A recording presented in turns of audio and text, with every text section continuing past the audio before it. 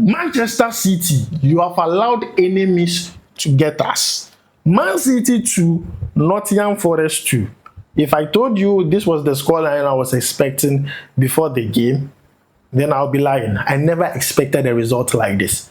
I even told a friend that Man City were going to win by 3-1, and Semenyo was going to score a goal and provide an assist. Now, after the game, they are calling me I can't pitch. You have allowed enemies to get me. Now they are telling me that I should come out because I sat here and said Semenyo will single-handedly win the EPL for Man City. I should come out. Now I can't come out. I can't even go on to even reply. Man City, what have you done? This is not right.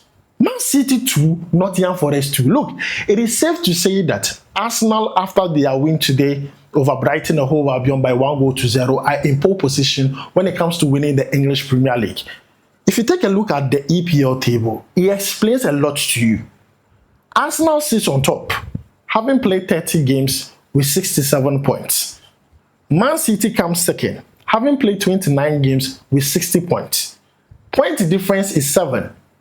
Even if Man City goes on to win their outstanding game, Arsenal will still lead them by 4 points. Yes, a whooping 4 points. This is why I said Arsenal are in the driving seat when it comes to winning the English Premier League. I'm here to talk about that game because honestly, when Man City were leading in the game, I was already preparing what I was going to say. I already planned to say, Antoine Semenyo. I can't even say it. I can't say it. Semenyo scored a brilliant goal today. He has scored back-to-back goals in back-to-back games for Man City. We should be talking about this, but no. We are talking about EPL title race because Man City failed today. They failed. They don't understand how important today's game was. And guys, I'm here to talk about it and also other EPL games that were played today. So please make sure to like, subscribe, and also turn on notifications. My name is Adam. Thank you very much for watching this particular reaction. Let's jump into it. Man City 2, Nottingham Forest 2. As I said, I never expected the scoreline. It's still a shock to me. I look at it and ask myself, how come Man City took the lead 2 times in the game and still allowed Nottingham Forest to equalize 2 times? Because in that game, the first half, I believe they should have scored more than 1 goal. Man City controlled the first half beautifully. In possession, in chances created, in shot on target, big chances. It was Man City, Man City, Man City, Man City. I felt like, look, they were playing at home. They were playing the Etihad. What could even go wrong? Everything went wrong today. Everything went wrong today. It's just so sad. The Man City that were giving Arsenal pressure just decided that, you know what, Arsenal, just take it and go. And Arsenal have played very well this season because that game they played against Brighton and Hove Albion was one of their biggest tests. During this last period was one of their biggest tests because Brighton and Hove Albion is one team that whenever they are playing big teams, they normally like to worry you. But Arsenal managed to win that game by 1-0. Man City, you are playing against a team that could be in the conversation when it comes to relegation, Nottingham Forest, and you played a draw 2-2. Look, let me take you account by account of what happened in that game very, very quickly so that we understand ourselves because this is really, really not an interesting one. In that game, Semenyo had the first goal for Man City in the first half, which I felt like, you know what, this is the game. Immediately Semenyo scored, I was like, oh, 31st minute, Semenyo scoring an assist through Ryancheki. I'm like, okay, this is it. And I started screaming in my room, Semenyo! Look, Semenyo is doing an amazing job with Man City. Before I even talk about whatever happened afterwards, let's talk about Semenyo first. Semenyo has played 7 EPL games for Man City so far since joining. He has scored in 5 of them. Yeah! Semenyo is crazy like that. Now, let me take you through this very, very quickly, even before we continue. Semenyo scored a goal against Wolves. He scored a goal against Tottenham. He did not score against Liverpool. He scored a goal against Fulham. He did not score a goal against Newcastle United. He scored a goal against Leeds United and also scored a goal against Nottingham Forest. Semenyo is doing an amazing job. 5 goals in the English Premier League. I think Semenyo is on the right path at Manchester City. Currently has 15 goals in the EPL. He had 10 goals at Bournemouth before even joining Man City in the first place. You understand my point? He already had 10 goals with Bournemouth before joining Man City. With Man City, he has scored 5 EPL goals, which is good. Now, that is not all. Let me also add this. Since his Man City debut in January, only Victor Gyökeres has been involved in more goals in all competition among Premier League players than Antoine Semenyo. So since his debut, Gyökeres has been involved in 10 goals and Antoine Semenyo has been involved in 9 goals. Semenyo currently has 7 goals and 2 assists in 12 games for Man City since joining, which is excellent. Now let me also add this. Gyökeres is also the only player with more goals in that time. Since his debut, only Gyökeres has more goals, which is 8 goals, than Antoine Semenyo, who has 7 goals. Look, you can't talk about elite strikers currently and leave out Semenyo's name. He's doing an amazing job. He's doing an amazing job. He's doing an amazing job. Look, the Semenyo we have, we need to use him properly when we go to the World Cup. Now, speaking about the goal he scored, brilliant goal, excellent goal. If you watch that goal, you might think it's a normal goal, but then let's talk about the technique. If you have a spiritual eye, then you know Semenyo's technique he used to score that goal is a very hard technique. Not many players can score with the technique Semenyo used. Good goal, right place, right time. Look, Semenyo, after he scored, I was like, yes. I was screaming, I was just jumping in my room. I was like, oh, Semenyo has scored a goal, Semenyo has scored a goal. We are going to beat Nottingham today. In the first half, I was like, this is how to end the first half. But I believe in the first half, they should have scored more goals.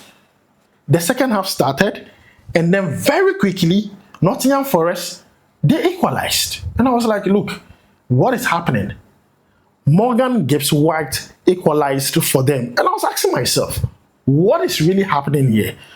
Few minutes later, Rodri restored the lead. And I was like, okay, this is the Man City you are talking about. You don't take too much time to respond to an equalizer like that. You take the lead immediately. Now, Rodri took the lead in the 62nd minute. It took them a little over 10 minutes for them to equalize again. Yes, an assist from Callum Hudson-Odoi. Look, Odoi makes it a point to remind Ghanaians that he's talented and he's there is World Cup. Anytime he's playing against a team that has a Ghanaian player there, he performs his best. When he played against Tottenham, when Kudus was there, performed so well, even ended up scoring a goal on assist as time to be corrected. Today, again, playing against Semenyo, he knows that Ghanaians will be watching this game. He knew, and provided an assist. Look, he's a very good player. I liked the impact he brought into that game. He came and you could see or feel his presence. When Callum Hudson-Odoi came into the game, you could see that no, he changed the entire complexion of the game. That is the honest truth. I saw it, I was like, okay, Odoi, you are telling me something. But it's not in my hands, it's in the hands of the Ghanaian coach, Otuado. He's the one going to do the selection, but you are doing an amazing job. Today, he provided that assist. Odoi is a very good player. But then he's depriving another Ghanaian player of winning the EPA. Odoi. But then that is how that game went by. 2-2. I was not really happy. I felt like defensively, Man City failed to understand how to defend and take this game to its end. They could have won this game by 2-1 and still kept Arsenal on their toes. But no, they did not do that. But then I want to just big up or give credit to one player who did well in my own opinion, Ola Aina. Look, it's not easy to be on top of Antoine Semenyo and attack him throughout.